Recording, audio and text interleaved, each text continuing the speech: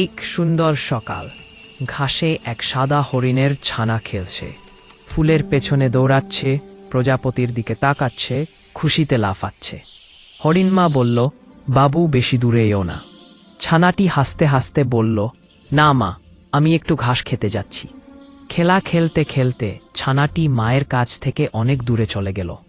হঠাৎ দুটি ভয়ঙ্কর বাঘ ছানাটির দিকে দৌড়াতে শুরু করল। ছানাটি ভয় পেয়ে চিৎকার করে বলল, মা, মা, আমাকে বাঁচিয়াও। Pay pay. হরিণ মা ছানাকে খুঁজতে বের হলো। সে শিয়ালের কাছে গেল আর জিজ্ঞেস করল, তুমি কি আমার ছানাকে দেখেছ? শিয়াল বলল, না, আমি দেখি নাই। হরিণ মা হাতির কাছে গেল, হাতি ভাই, তুমি কি দেখেছ? হাতিও বলল, না বোন, দেখি নাই। দিন এগোচ্ছে, সূর্য ডুবে যাচ্ছে, চারপাশে অন্ধকার নেমে এসেছে।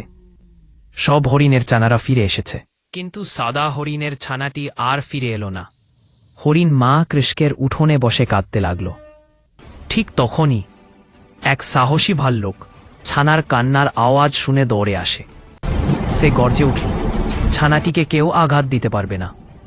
ভাল্লুক দুই বাঘের সঙ্গে লড়াই করে শেষ পর্যন্ত ছানাটিকে বাঁচিয়ে ফেলে। ভাল্লুক ছানাটিকে কোলে তুলে মা ও কৃষ্কের কাছে নিয়ে আসে। হরিণ মা চিৎকার করে, আমার ছানা, আমার সোনা। ছানাটি হাসতে হাসতে বলল, ধন্যবাদ ভাল্লুক দা। কৃষকও আনন্দে বলল, ভাল্লুক ভাই, তুমি সত্যিই মহান। মাও কৃষক ভাল্লুককে মধু খাওয়ালো। সবাই একসাথে হাসছে, আনন্দে কাঁদছে। সাহস, বন্ধুত্ব আর দয়া, এই তিনটি শক্তি পৃথিবীর সবচেয়ে বড় শক্তি।